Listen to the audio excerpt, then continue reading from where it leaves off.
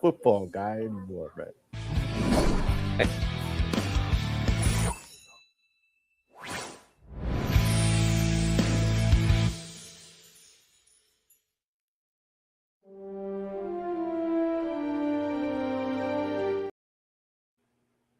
Hey, fans of the Diamond tonight on Monday. We have Rich to my left, even if I'm gonna, there we go, left. Jeremy in the diagonal corner.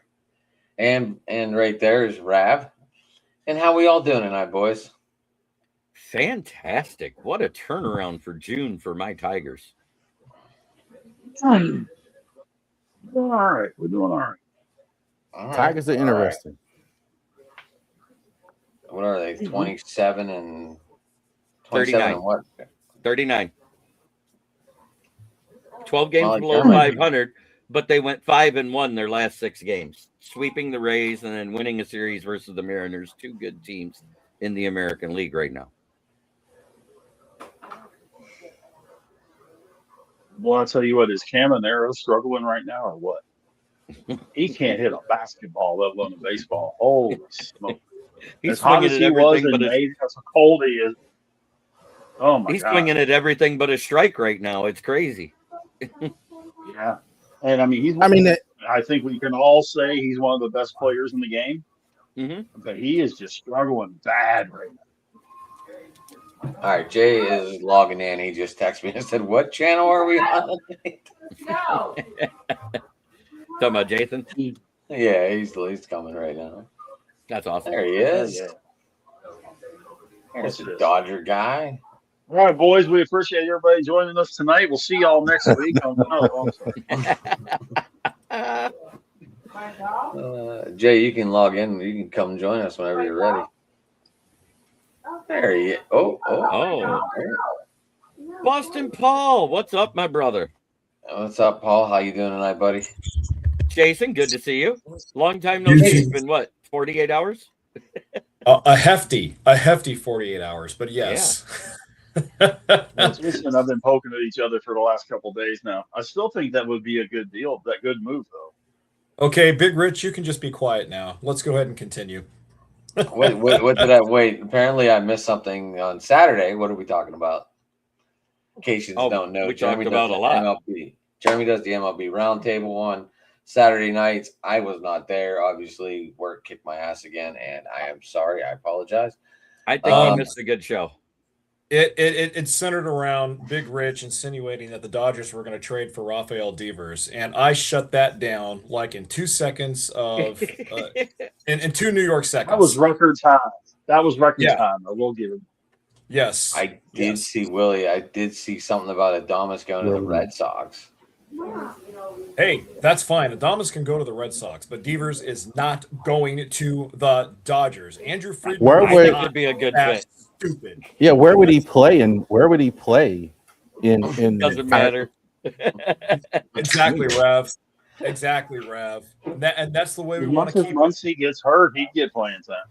And I love Max, but as much as he gets hurt, he'd get time at third. If Muncy gets hurt, we'll wing it with Alex Freeland or somebody else. I would rather have Alex Freeland play third than Rafael Devers play third, and in that Dodgers clubhouse, destroying all the sanctimonious harmony they have in that clubhouse. Ain't gonna happen. Not gonna happen. I think, man, I would say Shohei on the mound though is just blowing my mind. That's the thing that's really got my I mean, if he actually wins the Cy Young, that would be just monstrous to me. Like, that's just crazy. I mean, he's been Amber, how you doing? Best pitcher in the MLB. I mean, you could argue all season long with the dominance he has. With all due respect to Paul Skeens, but Shohei has been tremendous here at the start. Along with Mazeroski in Milwaukee, I think that's too. I mean, he's just even Roger Clemens is impressed with his power on the mound. I saw the other day that Mazeroski hit a fastball that was clocked at 113 miles per hour. Are you freaking kidding me? I mean, he was like breaking records like during the game. Yeah, I saw that too. He's breaking his own record. What? Yeah, serious. I saw it on X. I think it was on the Milwaukee Brewers Twitter account where they said that his fastest pitch this past weekend was clocked at 113 miles per hour. That sucker went faster than a Porsche, man. Are you freaking kidding me? If it's true, couldn't have been accurate. no, right? Exactly. That couldn't have. I mean, 103, yeah, 113. But you know, when you look at National League pitching this year, you got Christopher Sanchez, you got Mizrowski, of course, you got Skeens. Shohei. You've got, you got Ohtani. You've got about half a dozen guys that are just 7 guys. But you got about half a dozen guys that are just absolutely ridiculous, just in the National League. That's not counting. Yeah, there's a couple I of guys that. in the American League.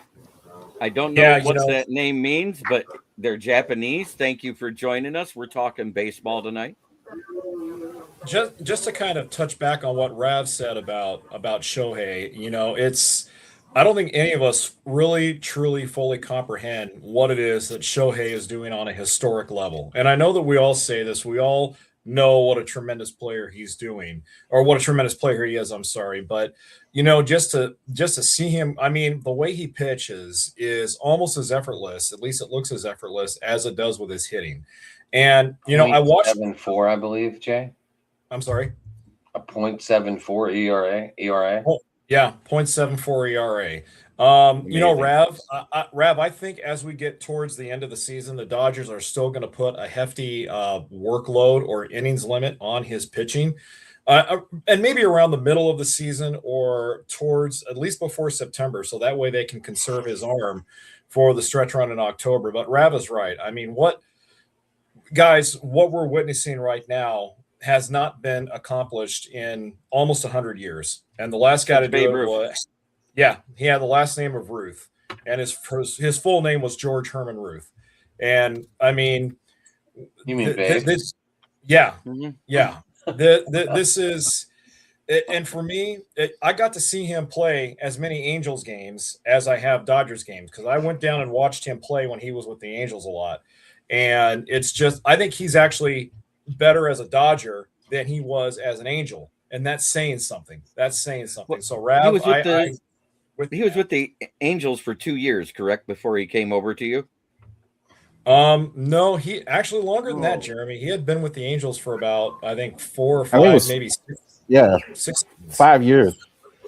It was like the way he came in, though, those last few years, he burst into the scene. You know what I mean? The first couple of years was a little quiet on the batting side. Yeah. And then next thing you know, he's blowing up. And I think it coincided with the year that they did away with the DH, or did away with not having a DH in the National League, correct? Yeah, I think you're probably right. That sounds about right. But just to watch what he does on a daily routine, it's even when the guy's not in the batter's box or not on the pitcher's mound, on his off days, he is out there throwing 30 or 40 bullpen sessions, on his downtime. He's out there grinding away. He spends about 6 or 7 hours a day, not combined, in the batting cage. He's watching film on his swing. He's watching film on his mechanics. He's working with Mark Pryor off to the side. The guy is a freaking pendulum. He's like, you move him, you set him in motion, and he just does not stop. That's the most impressive thing about him. I think he has the most impressive work ethic of any player in the game right now. That can be argued, but that's just my opinion. So I have Tommy 9 years in the league, 6 with the Angels, 3 with the Dodgers, 2 playoff appearances. Right. Well, it's because the Angels always had their fall apart guys out in the outfield.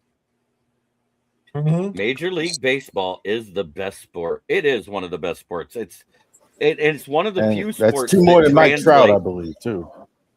Yes, that's 2 more than Mike Trout, because I was just alluding to that, because the Angels in the outfield tend to have gravestones for about half of it. So I was thinking about this. I was thinking about this weird thought today. Naked Gun would have never existed if the ABS existed back when that movie was made.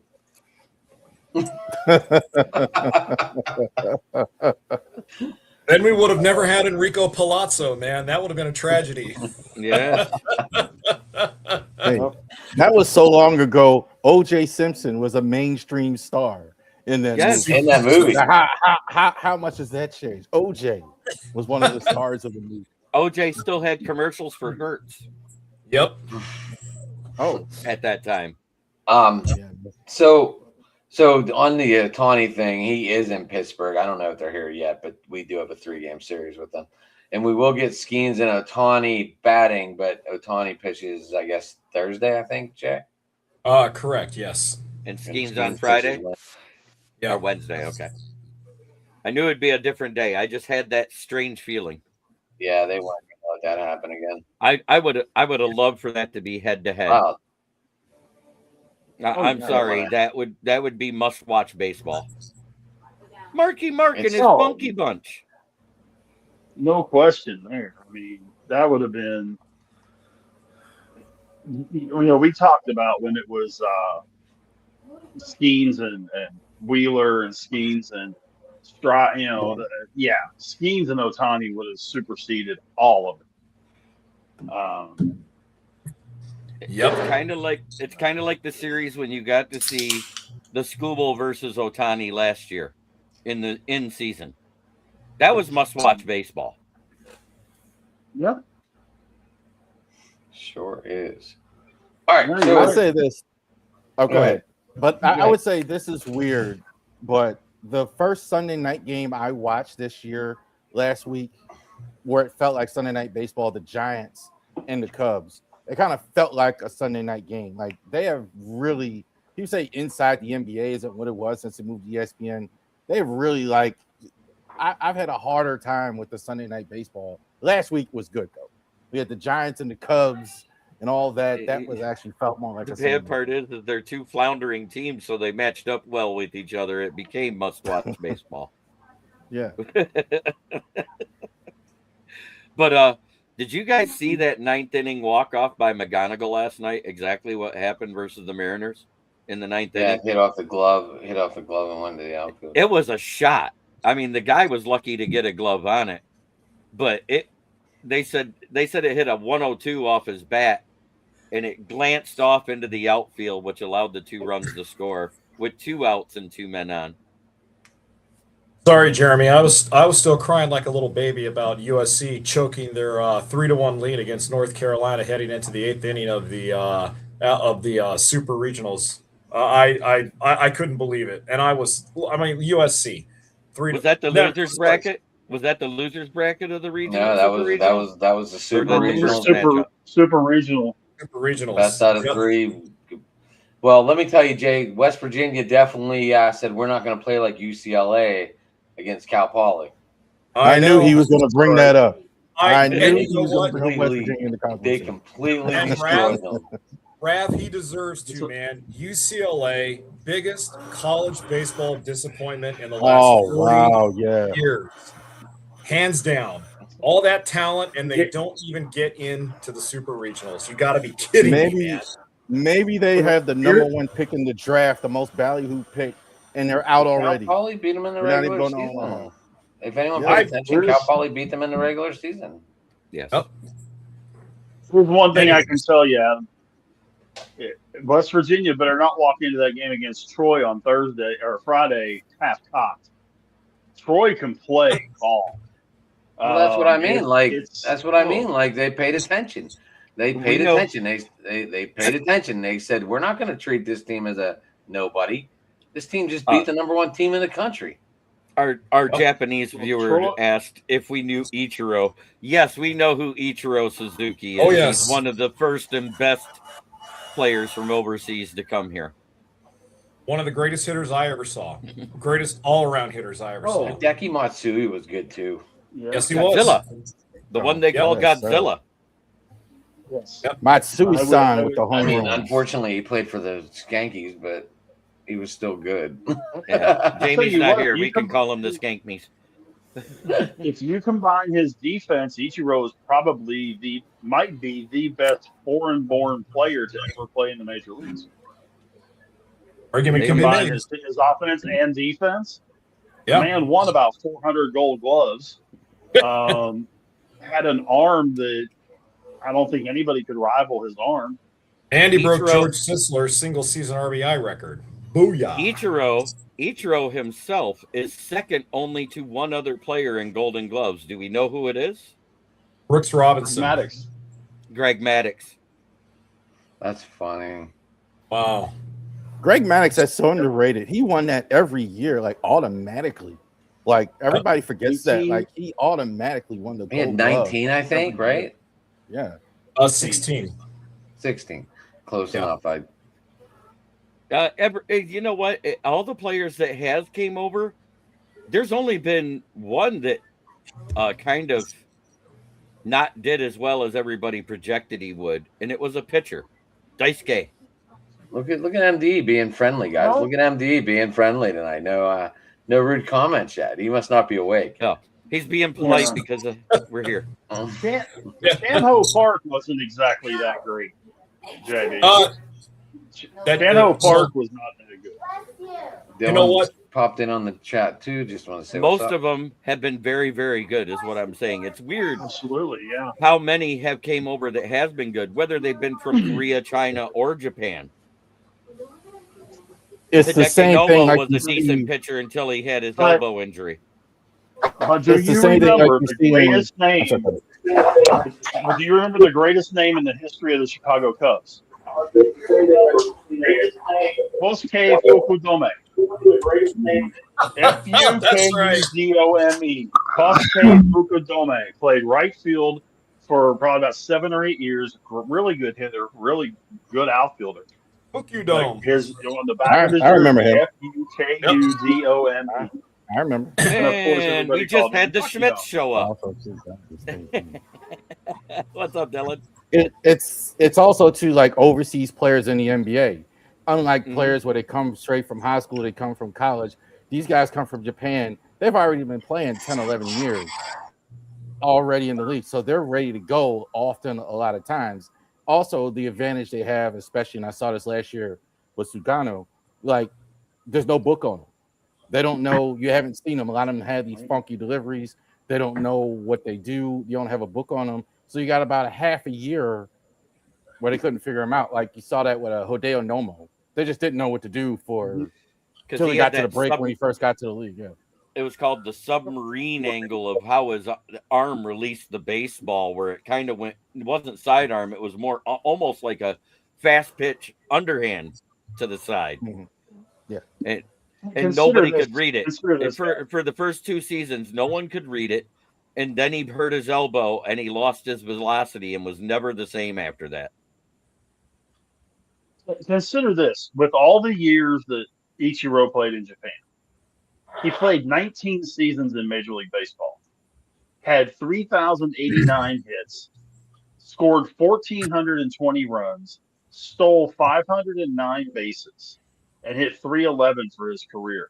Yeah. If he spends all 27 years of his career in the majors, he is scaring Ricky Henderson's record. He's really, really close to the hit record. He may even break the hit record, and he might have broken the runs scored record. Right. And here's the crazy thing about Ricky Henderson. How long do you guys think Japan stats get added to the MLB stats? The crazy thing about Ricky Henderson is he has the record for most leadoff home runs. He does. He sure does. Good stat, German. Good stat. But I'm just curious, when do you guys think Japan stats are going to become into regular MLB stats? As soon as we expand overseas, we're going to have to eventually. Well, MLB's been playing more overseas, and then the World Baseball Classic and everything else. Eventually, you're going to see that branch out, like we're eventually going to see it that we don't want in the NFL. I'm not sure I'm for that. I'm not sure I'm for that. Yeah. That right there is a true statement, Boston Paul. Yep. It is. He is easily a top 15 all-time MLB player. If he isn't, then somebody bumped their head. He is a forgotten player sometimes, though. Yep. Oh, he is. He didn't play the playoffs top a lot. 10. And I don't He mean played that for in the a bad Mariners. way. That's not his fault. I don't mean that in a bad way. Like, you never heard his name come up for getting in trouble. All he did was play ball and go home. To his wife. And he was here's another one fans. for you, too. Well, who's that? Outside of 2 seasons, he never played less than 143 games. In 2017, he played 136. And in 2018, he played 15 games. Outside of that, he never played less than 143 games in his career. Durability, my friends. Durability. So how many times have you guys gotten to see Ichiro play? Well, because every year it seemed like the Tigers played the Mariners.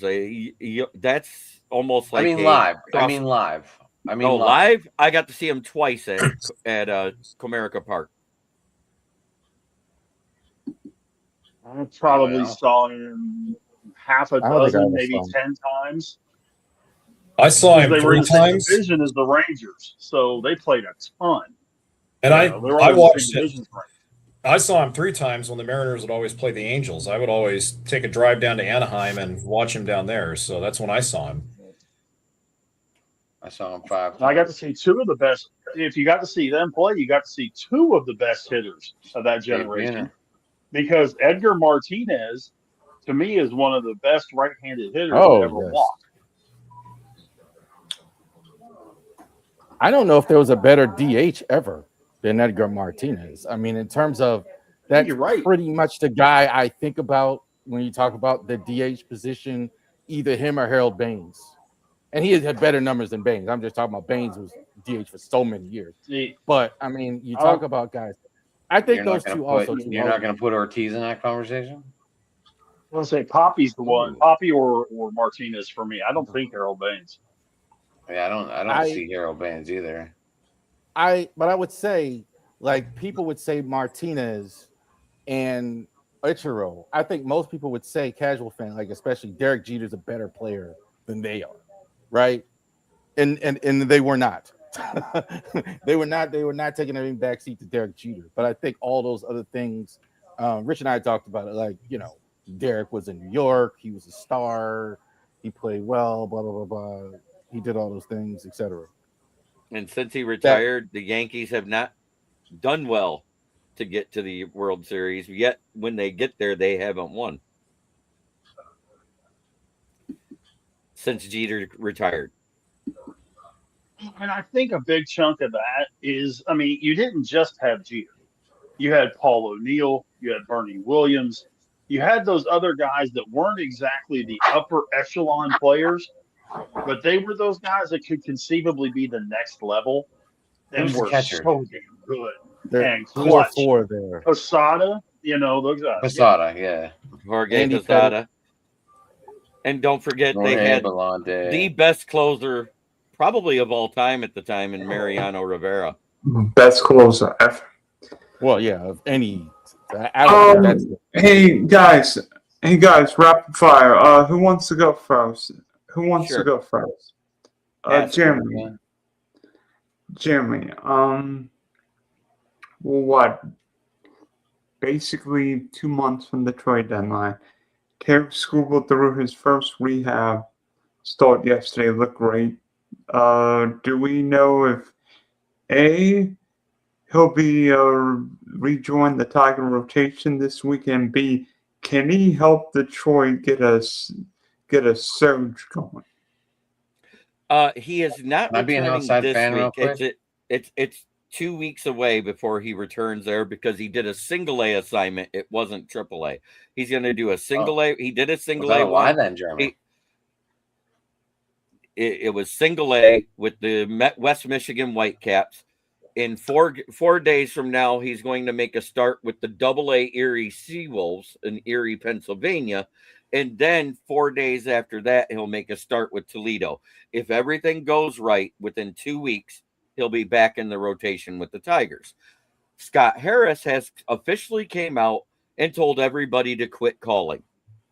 So basically, Jeff Fannin of ESPN came out with his article after that came out Saturday, wrote an article saying that August 3rd will officially be known as the Skubal deadline because from his estimation, unless they're totally out of any playoff race, Skubal won't be traded.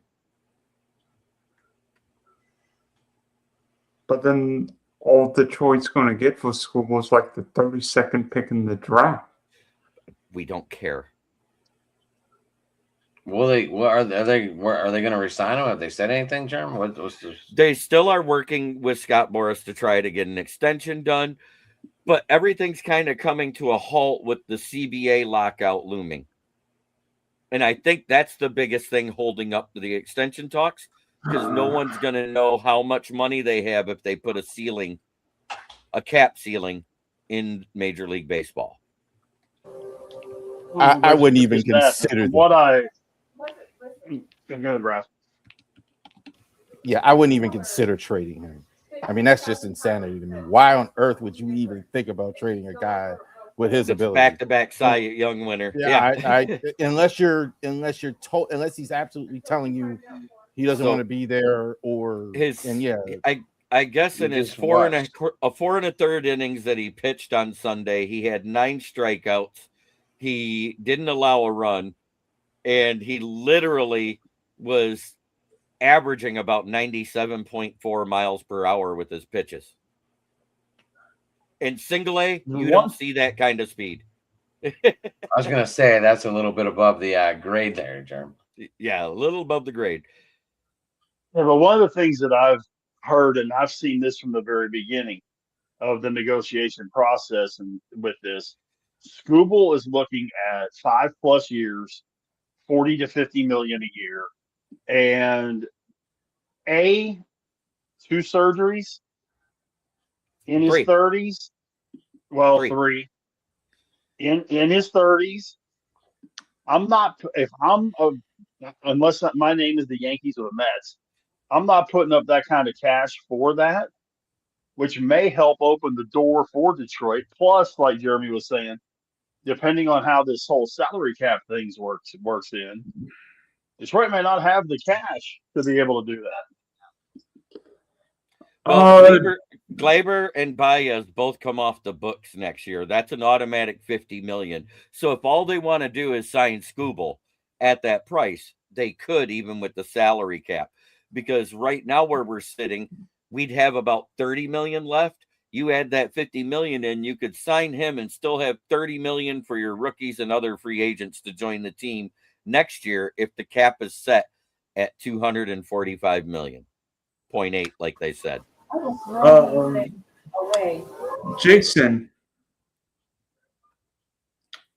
Dylan. We know the Dodgers hitting, pitching great. But you know what? Will the Dodgers ever get completely healthy this year? A, and B, because it looks like Tommy Edman may be returning. Evan Phillips may be returning soon. Who knows about Snell? Glasnow, he's damaged goods. But all the Los Angeles Dodgers potentially looking at, maybe Terry Skubal, or are they going somewhere else in July or August?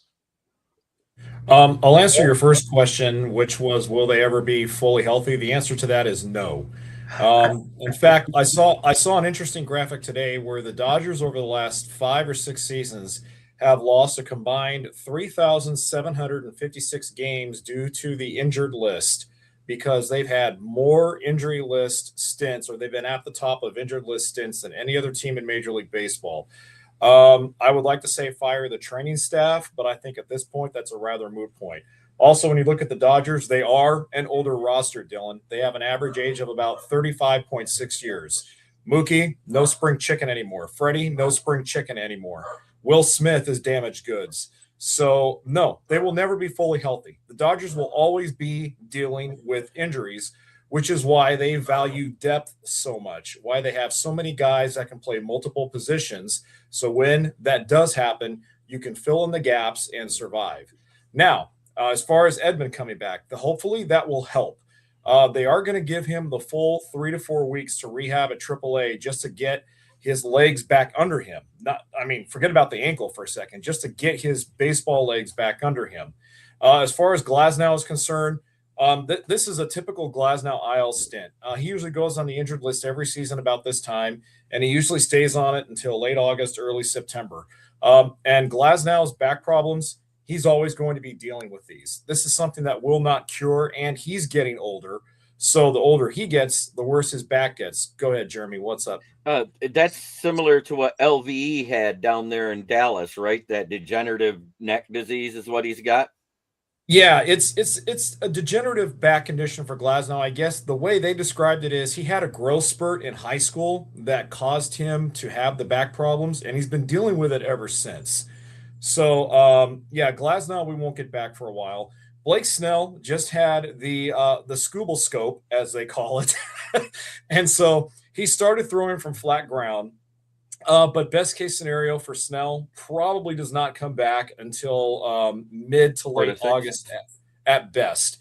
So that's kind of what we're looking at with their injured players and everything else. And Dylan, as far as a Scooble trade, the Dodgers definitely have the prospect capital to make it happen, especially with outfielders. They have a litany of outfielders from the single A to the AAA level that every major league team covets. But again, it kind of goes back to what Jeremy and what Rav were saying about do you weigh the risk versus the reward? And with the impending lockout coming up, any team that trades for Scooble is also going to have to deal with the fact that he is going to want a long-term extension when you trade for him.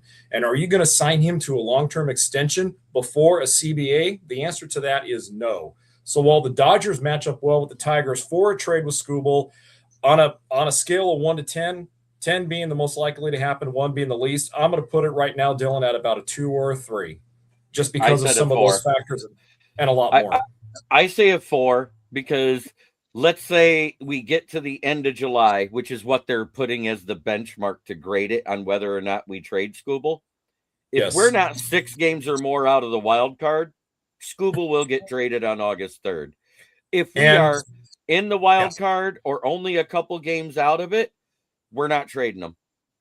And something else to keep in mind here, too, with the Dodgers in regards to trading Scooble. I think a lot of this also hinges around Roki. And here's the reason why.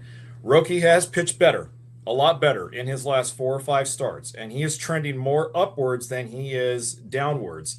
His most recent start against the Angels was the best start he's had all season. Now, I know it's the Angels, but still with Roki, baby steps are really starting to come through. So if Roki continues to trend upwards, and with Snell coming back, and the Dodgers have talked about promoting River Ryan, who has just been throwing lights out down in AAA in Oklahoma City, that's going to make the impetus for trading for Scooble a lot less likely than if these guys weren't doing well. So that's just another piece of food for thought there.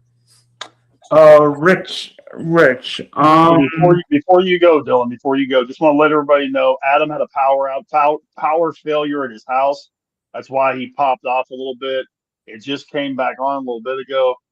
He's trying to see what's going on with all that. So that I just want to let everybody know. Go ahead, Dylan. I'm sorry. I just wanted to make sure everybody knows what's going on. Rich, 2 quotes for you. 1, will the Pittsburgh Pirates defense ever show up? And 2, there are several big-name stars underperforming this year. Manny Machado is sitting under 170. Fernando Tatis Jr. entered the night with just 1 home run. Jackson Merrill has been a big disappointment this year. Thinking Alex Bregman I think Alex Bregman has left more men in scoring position than the amount of people watching Game 3 of the NBA Finals tonight. Boy Seeger is not only dealing with injuries, but he's bad this year. Wyatt Langford, Vladdy only 3 home runs. Vladimir Guerrero only 3 home runs so far. What's up with all these stars underperforming this year? Well, first question. The Pirates are in I think, growth in stages aspect right now. Are they giving up defense to have more offense? Yeah. Because to be perfectly honest with you, of the 8 defensive players they put out every day, 4 of them are good defensively. Which, okay, you have to kind of deal with that. When you look at what they were putting out there last year compared to this year, you've got sticks. Now you've got to look at sticks that can play defense at the same time. I would much rather work on the bullpen, to be perfectly honest. The defense will come. I don't foresee that being they're outside of O'Neal Cruz, and O'Neal Cruz makes a lot more really good plays than people realize. They just focus on the fact that he makes some bad ones, but he makes some really good ones at the same time. The defense will be fine. The up the middle defense is fine. Connor Griffin and Nick Gonzalez are both very good. And Henry Davis is very good behind the plate. As far as the hitting, as weird as this is going to sound, I'm starting to kind of think that guys are getting complacent. And some guys are looking that they've got those big bad checks in their pockets. And they're conceivably looking at having a year off next year. And they're just not putting in the effort in the off season. They show up, they don't put any effort into the off season, and they just show up. Tatis, especially Bregman. Yeah, Bregman leads the league in leaving runners on base. And he didn't really have a team until late. These guys are more concerned about money than performance, living off of past laurels than what they should be doing now. Juan Soto's just as guilty. Unfortunately, I think it's one of those deals that we're seeing guys that realize I'm getting paid and nothing can stop me from getting paid. So whether I work hard or not doesn't matter. And that seems to be kind of the attitude with a lot of these premier players that this year are the furthest thing from premier players. When you got Adam and I talked about this on Steel City Sports Talk last Wednesday. You had 21 players hitting below 200.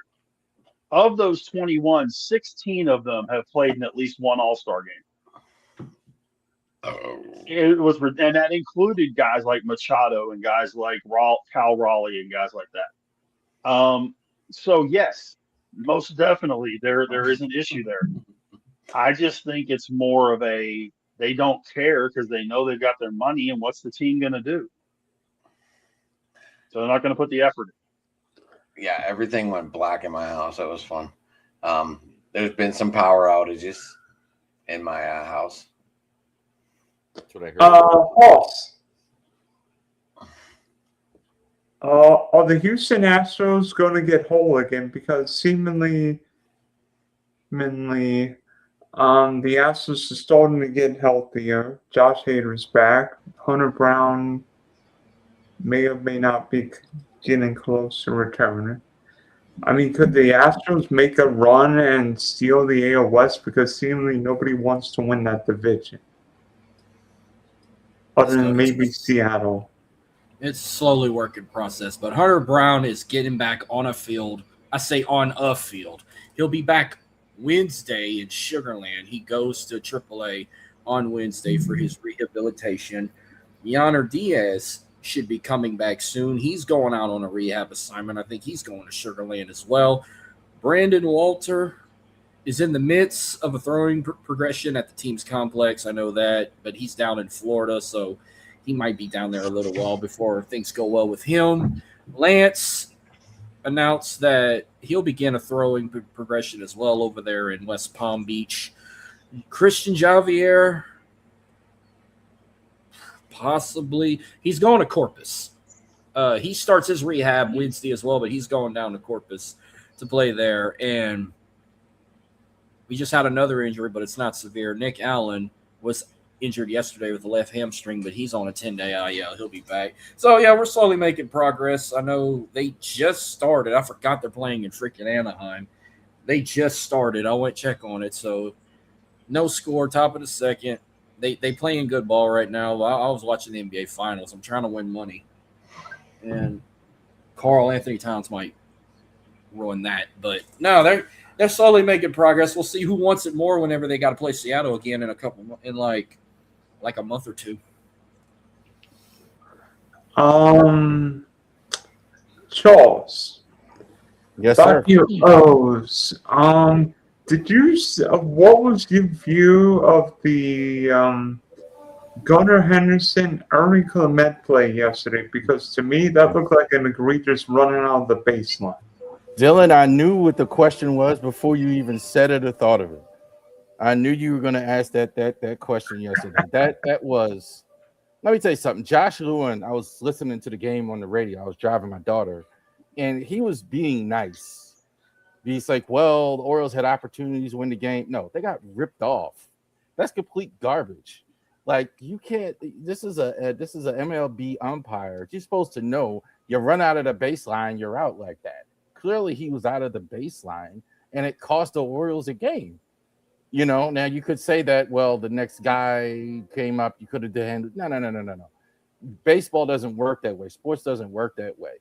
A bad call like that leaves the door open for something else to happen and changes the whole dynamic.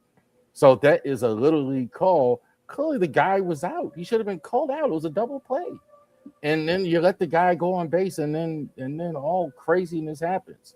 So that was just terrible by them. Let me tell you, baseball umps of all the sports are the worst. It's not even close. NBA referees are usually very, very good. NFL referees are usually very, very good. They're not always perfect, but MLB has the just nonsense I see all the time with that. Anybody who's, you don't have to be an old guy like me watching for 30 years or 30. Oh, I'm being kind of like 35 years, whatever it is, to know that you can't run out of the baseline. Like, I don't know what to tell anybody that watched that and said that. So it cost the Orioles a game and it cost them a series. So yes, it was the ump's fault. Adam, Do you feel they're going to do anything at the trade deadline, Ralph? I don't know if we're going to be in it. Elias just doesn't like to add like that or whatever. It'll probably be like the usual, like reliever, something like that. Him and Eric DeCosta are kind of the same. They love to build during the draft, etc. They don't want he doesn't want a lot of these high priced guys, etc. So I don't expect much unless there's that's where the Steelers used to be too. Yeah. And all of a sudden you bring in Omar Khan, and all of a sudden we're signing all these names that people heard of. Well, not to shift too much football, but the problem in Pittsburgh is they're not drafting as well as they used to. They used to have great drafts, and they didn't need these guys, and that's part of it. Adam, this might be the best NL Cy Young season I can remember, at least through today. Jacob Misiorowski's throwing 103 and striking out everybody.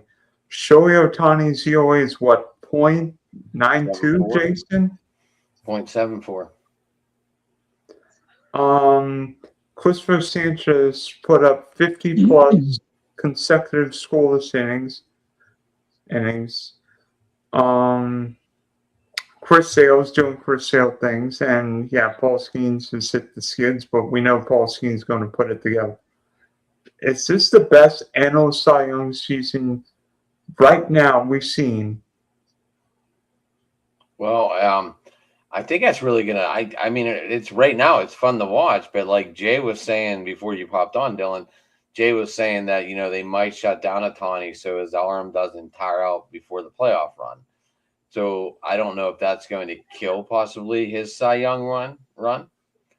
I mean, how many more games can Skeens get away with getting blown up before his name falls out of contention? And I hate to say that, but I mean, that's just truthful thinking, right? Right, Rich? Well, that's true, but it's kind of funny because the couple of bad outings that Skeens has had, and you look at what he has set the level so far up that what's a outing nowadays for most pitchers is a horrible outing for Skeens. And you're right. I mean, how many more of those can he have before he falls out of the contention just simply because of the competition this year? NL Cy Young is going to be tough. If these guys keep performing the way they're performing for the next 100 games, it's going to be I wouldn't want to be voting for it. You mentioned probably the and real quick, you ahead, mentioned the hitting and the offense and all that. That's part of it too. Like the good pitching that they're facing, guys hitting 100 and all that other stuff and under 200. You see some of these good pitching numbers. I mean, we haven't mentioned Yamamoto and even the next level guys. There's another group of guys who's been really, really good. So as well. So that's factors in as well. By the way, I just saw a stat a minute ago. Here's a really good one for you. Fernando Tatis Jr. has one home run, as we know, up to this point in the season. 97 players, individual players this season have hit 2 or more home runs in one game. And he has one in 63 games.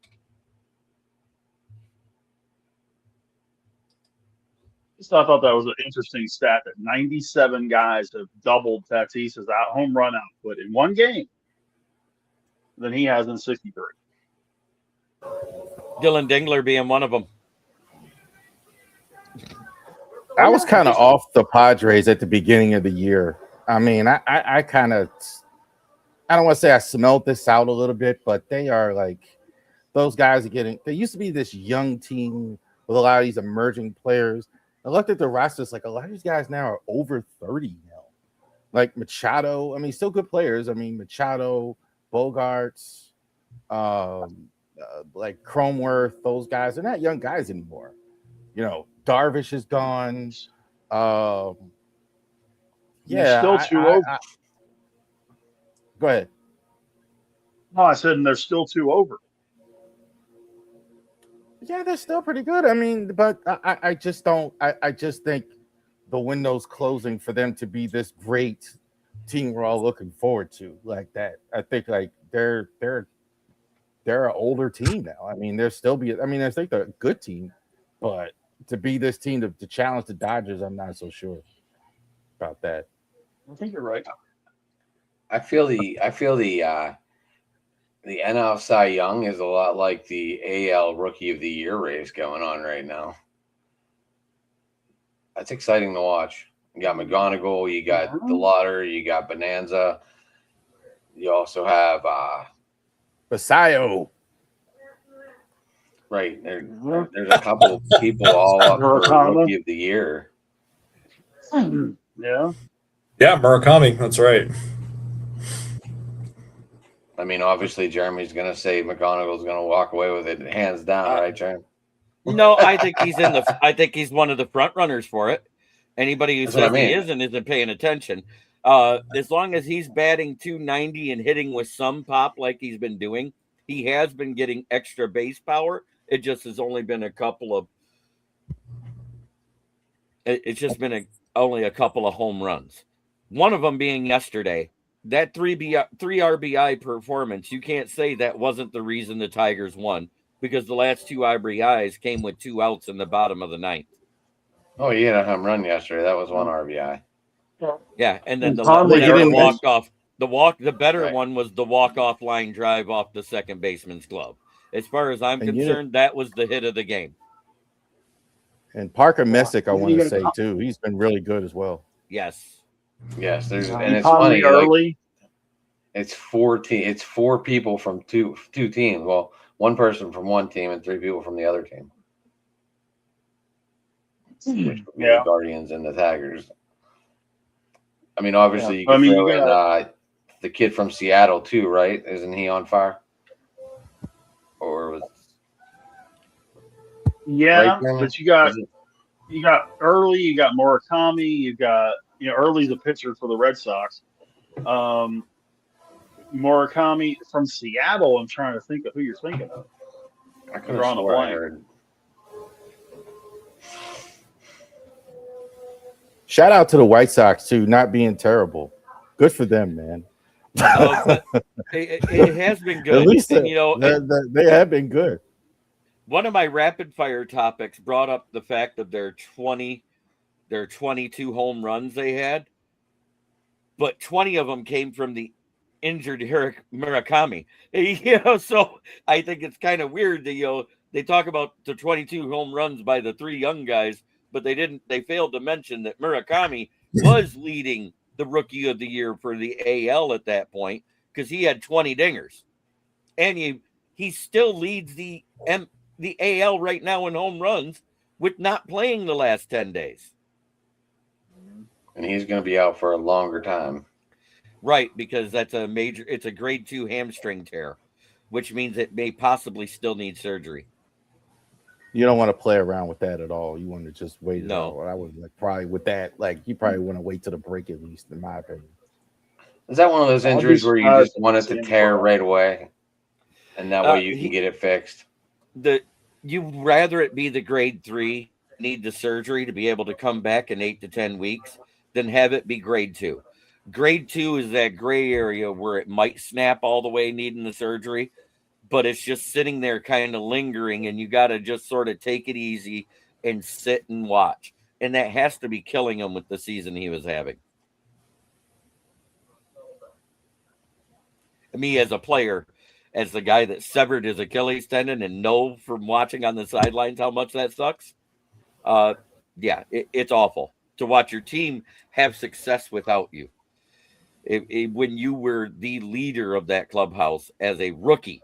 And I want that to sink in because it really hasn't hit them yet, because their pitching has been okay. Their batting's been okay, but he was the reason they were winning.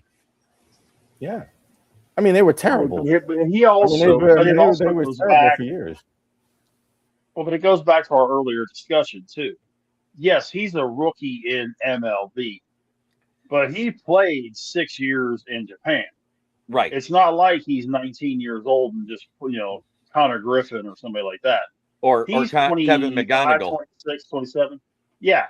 He's got experience playing professional baseball. It just isn't at the MLB level. Right. So he does have a little bit of extra that he can provide to these younger guys in that. I personally do not think that without him in the lineup, they can continue what they're doing long term, like for the whole season. If they get him back off the All-Star break, that would be great. But, if they don't have him for something happens, they don't have him for the rest of the season, I think they're going to. I see them slipping. Yeah.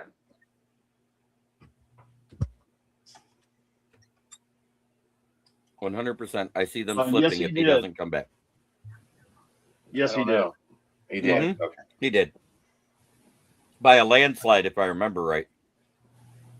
He did. A lot of people would say that was unfair too. A lot of time, I heard that a lot. Like there was even some talk. I remember getting these Japanese guys out of that because of the fact that they played for so long, which I don't agree with necessarily. I don't agree with it either, because if it's their first true year playing in the MLB, they are an MLB rookie, even though they're not a rookie to the sport.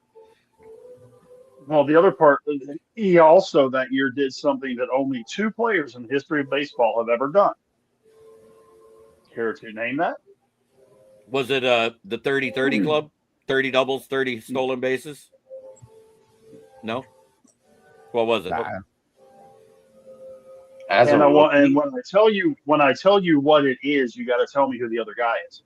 He's the only player. He and one other player are the only guys in the history of baseball to win Rookie of the Year and MVP the same season. Was that Ken Griffey Jr.? No, sir. Okay. How far back? Further back. Rich? How far back are we talking? What decade? 70s. Pete Rose? He was in the 60s. Okay. Fred Lynn, MD said. Fred Lynn. Fred Lynn is correct. I give credit where credit's due. He said it. I just read it. I saw it pop up. But yeah, Fred Lynn and Ichiro are the only two guys in the history of Major League Baseball to win Rookie of the Year and MVP the same year. Former Oriole, Fred Lynn. I was so excited when they got Fred Lynn. He was going to hit behind Cal and Eddie, the monstrous duo. Fred Lynn, yeah, I remember. 83 World Series, right? Mm-hmm. I don't think he was on that team. Well, no, I don't think Lynn wasn't there then. He was there like a little bit after that. But he was like there. He was like after like 84, 85 or something like that. I don't know why I was thinking he played on that 83 World Series team. Oh, did Jay take down his clock? He did. If you look, Jay usually has a clock. Jay usually has a clock that sits over Mookie Betts, and I always call it the time clock for Betts. Okay. I do have a quick question, and it is going to be NFL based. Who's the only college in a major conference that did not have one player drafted last year? Colorado. This past draft. Oh, I know who it is. I won't say. Wait a minute. Yeah. Only major college. No players drafted? Yep. The Colorado Buffalo. Yeah, that's it. Okay. Deion Sanders, as soon as his kids graduated, guess what? They didn't get one player drafted. Oregon State had 2 players drafted. One in the 2nd round and one in the 7th. The Beavers. I don't know why people don't at least draft one because of the name alone. Well, no, wait. Hold on a second. I knew that I had a different answer, and I thought I was right. There's actually more than one team, Jeremy. Out of the big conferences? Yeah. I think I know. I was going to say North Carolina. North Carolina was the one I was thinking too. Oklahoma State, Purdue, Syracuse, UCLA, and Wisconsin. I know there was one SEC team that didn't have a player drafted, or they had a player drafted from every SEC team. Yeah, there was a player drafted from every SEC. Yeah, they were the only Big Four, Power Four conference. But yeah, there were 7 Power Four college football programs that had 0 players drafted in this year's draft. Colorado, North Carolina, Oak State, Purdue, Syracuse, UCLA. North Dakota State had 3 players drafted. What does that tell you about Colorado? Oh, Colorado should have had 1 player drafted the year before. I'll tell you what, man. North Dakota State has put together a really nice tradition. They've had a long-term, very successful program up there. Yep, and I think they are going to have moderate success their first year in Division I. And I think year 2 or 3 is when you'll see them blossom. North Dakota State. Yeah. They're going to be in the Pac-12, right? Team their first year? Yeah. I thought they went to the Mountain West. They went to the Mountain West. Yeah. Yeah. They might run that division. They could, but I don't know if they'll do. Isn't there only 6 teams? Yeah, one of them being Idaho. Boise State. Well, a lot of that Mountain West went to the new Pac-12. Yeah, and a lot of the Ohio Valley and Big Sky are considering going to the Mountain West now. Like South Dakota State, North Dakota State might end up in the Mountain West in the future. Montana State, Montana. North Dakota State is entering the Mountain West this season. They paid the whatever fee it was to get in this year. Well, get ready for the Jackrabbits, the Grizzlies, and the Bobcats. They supposed to be going to the Mountain West in the next 2 years. Yeah, and then you'll see that you'll see the other team, the other team in Washington that's not messed in Eastern Washington enter the Mountain West as well. Oh, the The Mountain Inferno. West isn't.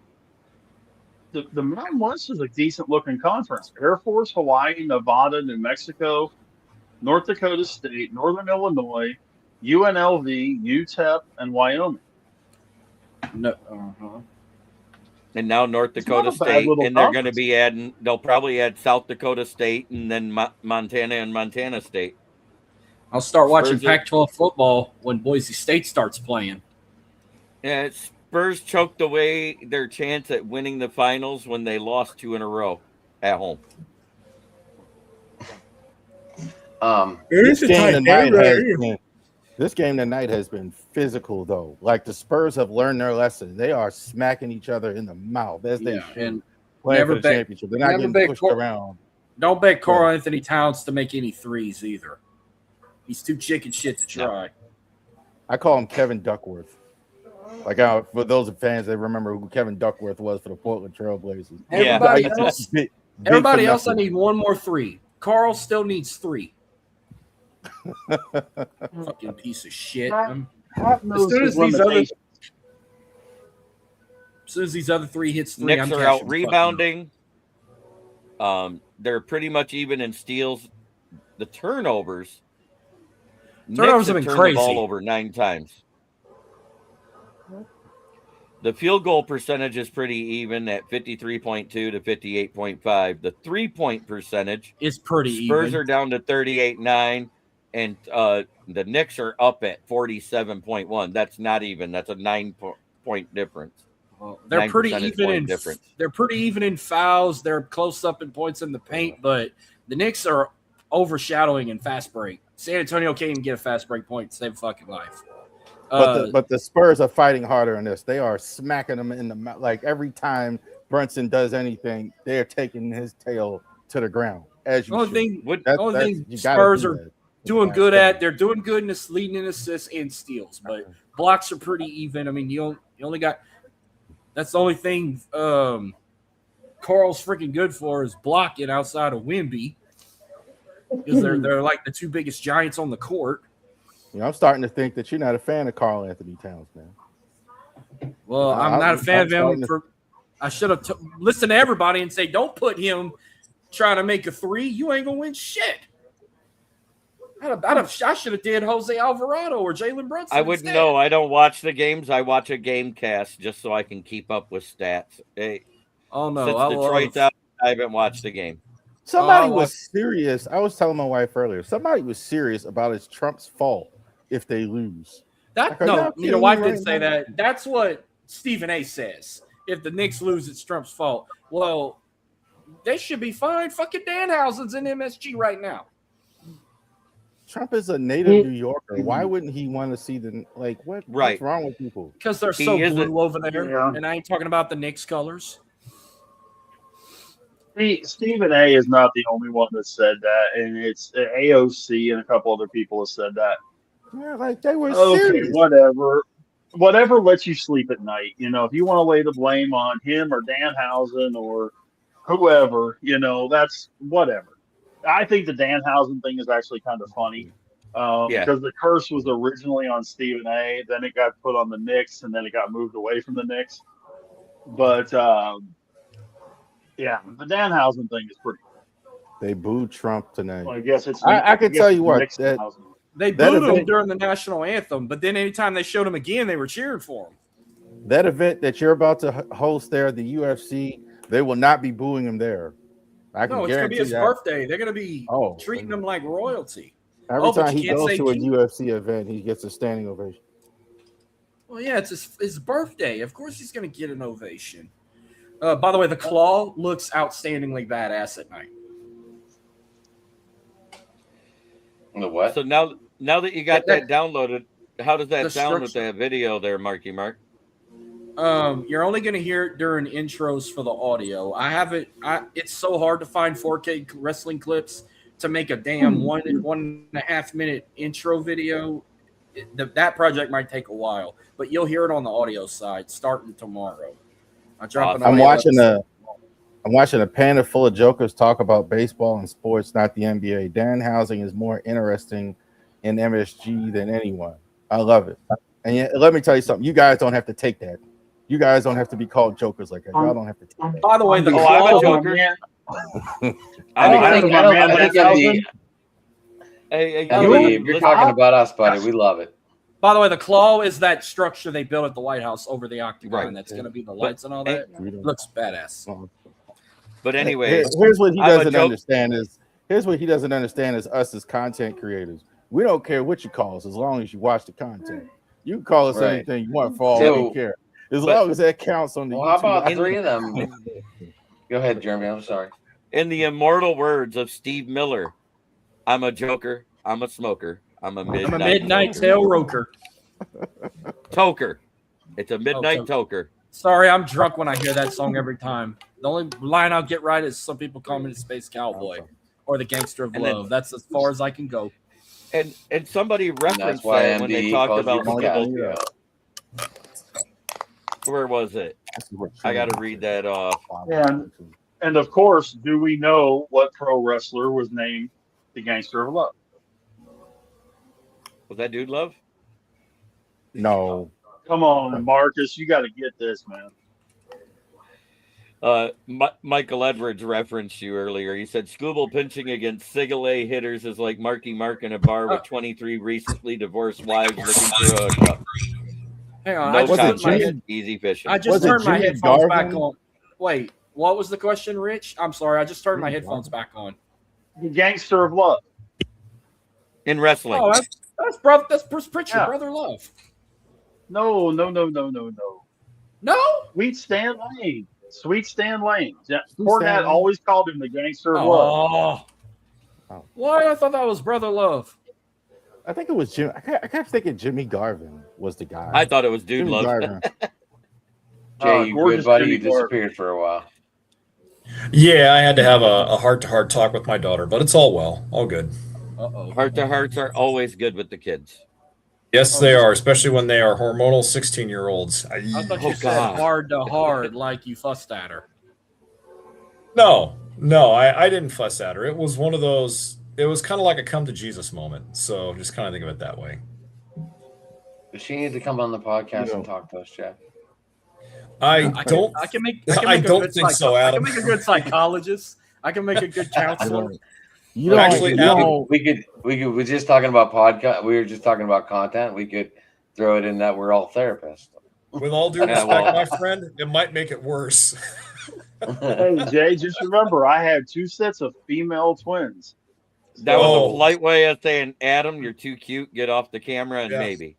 You don't know how many, and you don't realize how many little boys you're chasing away just them knowing a father's around. That makes a big difference. I see that all the time. I found it real easy to keep the boys off of my porch after my daughter. All I did was get out my shotgun that had no firing pin and clean it on the porch. So cleaning this gun was played a lot of years at your house, Jeremy. Mm-hmm. Was that Rodney? It was Rodney Atkins, right? Yep.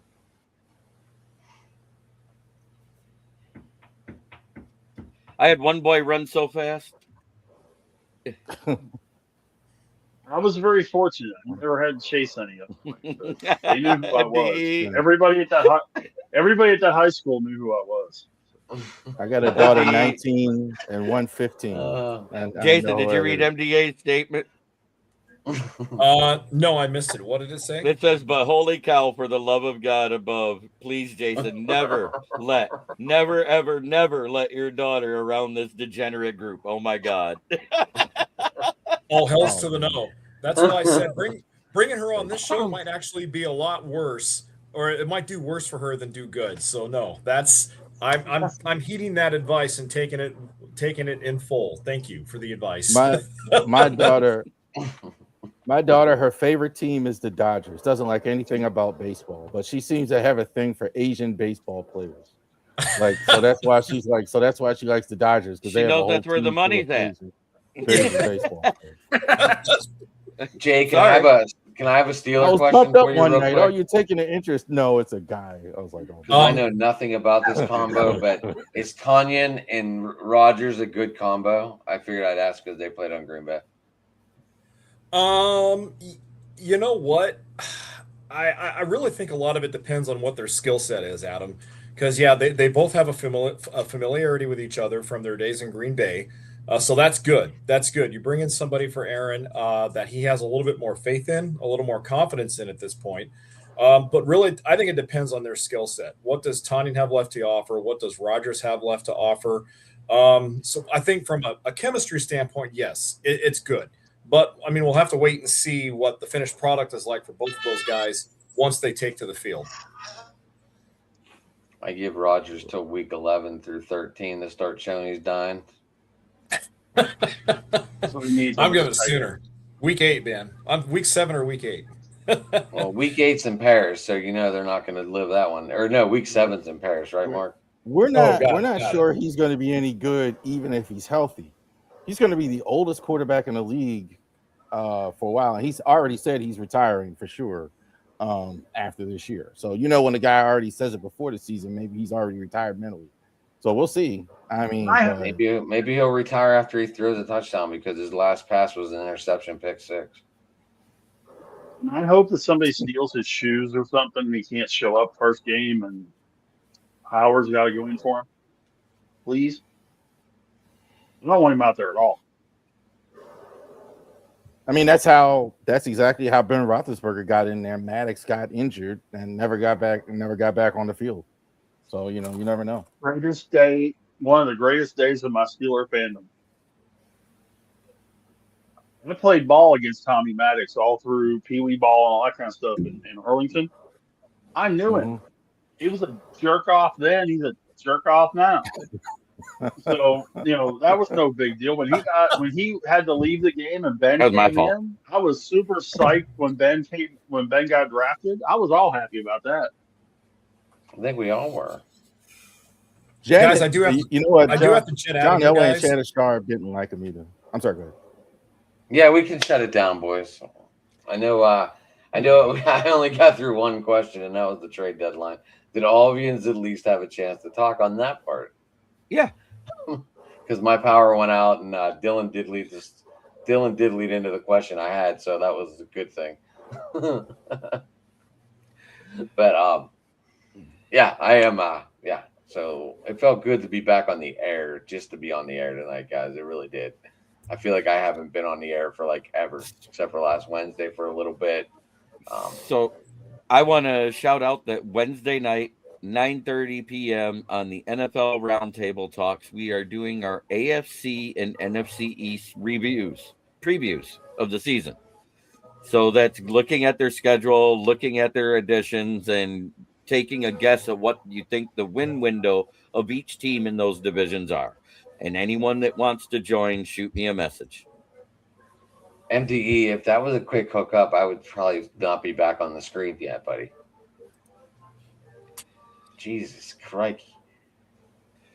If it was that quick, he doesn't deserve to be on the screen. I would be I'd be embarrassed. Jesus. Hit it and quit it. Where is this show going anyway? Off the rails as always. Isn't it fun? All right. Hey, I am at Sports Talking It on Twitter, guys. You can find me there. You can get me at Driving to the Top Productions on YouTube. You can find me Mondays, Tuesday, Wednesday, all 9 o'clock. Jeremy, I am going to try and get back with Fired Up because I feel like I've been there in like 2 months this week. It's been a month. You came back the first week, but you haven't been able to be back. But if I am done early, I might go down and I might go try and watch this Satani pitching game. So I'm just throwing that out there because he does pitch Thursday, and supposedly it's a night game, Jay. Right? It's not a 12:30 game. No, yeah, it'll be a night game. Mm-hmm. Nice. Which is really weird because the Pirates are really good at these Thursday afternoon matinees, and so. But yeah, I'm just throwing that out there as fair warning. But go ahead, Marcus. How do people get you? Dirty South NT _ on X. I'm also on Facebook, Instagram, YouTube.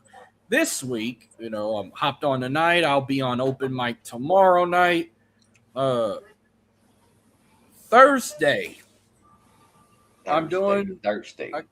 Thursday's on the go. I know that 9 o'clock, but it's going to be my first one involving FIFA since it starts in a couple of days. I might just do some group stage predictions. I need a guest who's a soccer hooligan that want to come talk FIFA. So I got the invitation open for that. Saturday morning, those Germany jerseys are going to be hot as shit. They brought long sleeves, no short sleeve jerseys. Did you already hear about the Great Britain team complaining about the heat right now when it isn't even the hottest part of American summer? Yeah, they got 2 more months till then. Saturday morning, Rich and I are back for Cajun Turnbuckle Podcast. Where is Trey joining you? No, that's not till late July or August. No, we're gonna be talking. We're talking classic shit. We're gonna be talking JYD, and I got 2 things to bitch about before we talk about JYD. And that's your dog. Sunday night. This Sunday, by the way, let me find it. Where the fuck you at? I don't know if it's in. I'm right here. I don't know where you're at, but I'm right here in West Virginia. No, I'm talking about in Rich's brand here. I don't have a picture up, but this Sunday we have our UFC Freedom 250 watch along, and it will go live at 7:45 p.m. Eastern, 6:45 Central. It will be open for everyone to hop in that's in the group chat, and comments will be wide open if everybody want to comment and say hello. But let me know who's all coming. I know Rich ain't coming. He don't do UFC. Jan will be there. Dylan will be there. I think Adam might pop in. It's going to be open. I'm sending it directly to the group message if anybody wants to hop in. How about those 3? How about those 3 UFC fighters that didn't pass background checks? They got substituted. That's why they couldn't get in. And everyone's like, "Oh, they backed out." No, they didn't pass background checks. They're fighting at the White House. This is a little different location than just any arena anywhere. No, right. That means if you have any violent crime, whether misdemeanor or felony, you're not allowed on the grounds. That's why. Right. Unless Trump himself actually. Just like only certain people are allowed to attend the event. Yeah. And that's why only certain people are allowed to attend the event. That, like, if you're not a soldier or a veteran, only special celebrities who are true to him and support him and they can trust around him are invited. So what you're telling me is the cast of Saturday Night Live, Jimmy Kimmel and Jimmy Fallon won't be there. The Rock ain't even gonna be there. The Rock declined his invite. I miss Jimmy Kimmel jumping on trampolines and drinking beer. On the Man Show. Yes. Back when he was funny. Yeah. You guys didn't watch that show? Are me and Jeremy the only ones that watched Adam Carolla and used to be Jimmy on Kimmel Spike on the Man TV, Show? And before that it was another name as it changed over to Spike TV. What was it before it was Spike TV? I can't Comedy remember. Central, wasn't it? No, it was TNN. Yeah. Are me and Jeremy the Nashville Network? I watched it instead of Saturday Night Live religiously for 2 years. Girls on Trampolines. That was one of the segments. Yes. Maybe the married men didn't watch that. You know what my favorite thing was to watch on damn Spike what Monday Night Raw? Slam Ball, where they had the trampolines on the basketball court. I also used to watch the Lingerie Football League. Yep, I think everyone still watches that. I used to watch 1,000 Ways to Die on Spike and laugh about it. I had a friend that liked that nonsense. Yeah. He liked any show like that, Wipeout or things like that, 1,000 Ways to Die. Oh, Wipeout's good to watch when you're fucking wasted. Wipeout's good to watch, period. Watching, especially the guys. That's the Japanese show, right? Where they run across and do all that was the one shit. on ABC. That was the one on ABC for a while. On TNT now, Cena hosts it. What was that one where they did in Japanese? American That was Ninja. the original Wipeout. Ninja Warrior. No, the original Wipeout was Japanese too. Oh, was it? Yeah, and they did some But, wild shit on that show. So I got I a used quick to one like for the you Iron. guys. I used to go. like the Okay, Iron all right, Chef all in right. Japanese. I had no idea what they were saying. It was fantastic. Let her rip, Rich. See, That's what made it funny. Before we go, I got a quick one for you before I go. Oh Lord! In the last 3 years, in the last 3 seasons, 24 teams have made it to the College World Series. There have been 23 different teams in the last 3 years make it to Omaha. Who was the only team to be a repeat visitor? Wow, excellent in question. The last three seasons. A repeat visitor, so consecutive back to back, right, Big Rich? Back to back. In the last 3 years, they've made it twice. Okay. There's 8 teams every year in Omaha, 24 total teams, 23 different teams. Okay. One team has made it twice. One team has made it twice. No team has made it 3 times. Tennessee. Tennessee's not there. They're not there this year. They made it in 24. I'm gonna say Texas A&M. We're gonna mention them. We already mentioned them about not having a player drafted in the NFL. I was gonna name also Oklahoma. Oh, go ahead. Oklahoma, no. They made that just this year. The Tar Heels. Tar Heels, 2024 and 2026. I gave you the clue. I gave you guys the clue. I said Oklahoma State. I didn't think we had anyone drafted from that team. I thought Oklahoma State was one of them. I forgot about North Carolina because I was really watching Honeycutt that year, the last time. Troy University is great this year. They are. I have a radio station in Enterprise, Alabama that broadcasts in Detroit. But hey, Rav, I wanted to say thank you for popping on, and that was the only way I knew how to get a hold of you. Was scope. I got a text at 6 a.m. I got a text at 6 a.m. this morning. First thing I did up, hey Rav, is this you? So what if it wasn't me, bro? So and what if it's someone off your Facebook page? Look, hey Rav, is this you? Can you be on the thing? It's like, so I knew it was you because nobody else calls me that. My wife was like, that's the second time. My wife was like, hey, who's Rav? Rivari Sports. So you know that either be Adam or me, huh? Yeah. But here we go. Well, no, we got watchers now, viewers now calling me Rav. So you guys know you can find me here usually on Mondays for Fans of the Diamond. Occasionally, if we don't do an Inside the Pigskin, I'll be there for open sports mic. I will always be on Fire Up on Thursdays with Candy and possibly even Adam from time to time going forward. Yeah, and every weekend I do my baseball roundtable talks, but you can find me always on either the South Florida Tribune channel, Driving to the Top Productions, or KCB Sports Network. And you guys can find me on Twitter at Dodger Jason. Feel free to follow. Feel free to look at all the fun stuff I tweet and repost and do all the other fun things with. And I'm always usually on here Monday nights, open mic night when I can get the chance. And you guys also know that before I leave, I like to give a parting shot. So my parting shot is going to go out to the University of Georgia baseball team. Why? I'm a Georgia Bulldogs fan this upcoming weekend because they have a pitcher by the name of Joey Volchko, who attended Redwood High School here in Visalia, California, which is about 35 miles right down the street from where I live in Fresno. I covered Joey Volchko in high school at Redwood. He was one of the top, most heavily recruited high school pitchers coming out of California when he committed to Georgia.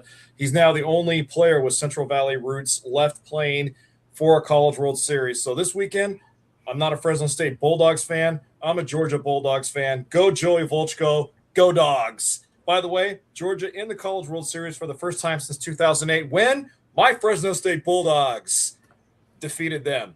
So there's a little bit of historical facts for you guys. Anyway, it's been fun as always, you guys. God bless. Take care of yourselves and each other. Looking forward to it again.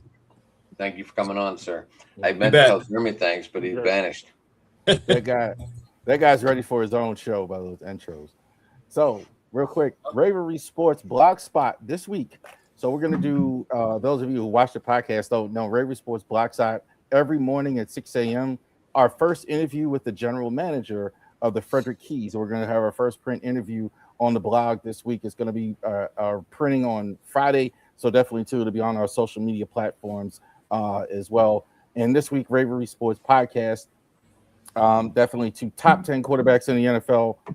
Y'all gonna be surprised some of the names on how we have this as well. So talk about Ravens' new additions to the team this week. Also going to be talking about the Frederick Keys as well during the show this week. I think the best team in the Orioles organization, minor league team at least, and also to Orioles reports as well. So definitely check it out. I got one thing I need to bring up before we go. On behalf of the 2-time Rocco Rock Jello Shot champions, everyone in LSU, donate your money to Troy. It's their first ever trip to Omaha. Let them win this year's Jello Shot Challenge. Do not send a fucking thing to Alabama I gotta see who else is in this. I know there's 5 SEC teams in this motherfucker. Don't send no money. Don't send no shot to Alabama. Don't send nothing to Ole Miss. Send it to Troy. Let Troy get an experience. We're gonna be Troy fans for the day when they play. I am not. Donate your money. This guy's fantastic. I love how all your references go back to alcohol. I'm trying to burn accounts for advancing, not for fucking losing. All his references go back to alcohol or wrestling. Always, it's like it's always. Well, I said burning couches. That's what we do. That's what we do in this state. I know all about West Virginia people, brother. Trust me. I'm 20 minutes away from West Virginia. I just have Troy winning the Jello Shot Challenge. I was gonna say, what are you near 68 then? I'm either rooting for West Virginia or Georgia to win the College World Series. Are you near 68, Rav, right there on that stretch? 81. 81. 81. So it's literally I took my daughter to the pool. I'm 5 minutes. I was literally 17 minutes. Is it 17 minutes? 17 minutes from West Virginia. There you go. There's the official answer. All right, Rich, close us out, boss. All right, man. Twitter, X, whatever we're calling it this week. Big Rich 8371 on Facebook. Just my name, Rich Richardson. As always, man, it's a pleasure doing this. Tomorrow night we'll be doing open mics. Tuesday, Steel City Sports Talk with this guy down here, and we'll get together and do that. And then, of course, Marcus, as he was talking about, he and I will be doing a little talk about the Junkyard Dog on Cajun Turnbuckle on Saturday morning. So appreciate everybody being a part of this thing. Always appreciate all you guys. If anybody else has anything left, or I'm just going to go ahead and wrap this thing up for everybody. Anybody else? Once, twice? Hey, till next time, folks. This is Fans of the Diamond. I'm Big Rich. So long, everybody.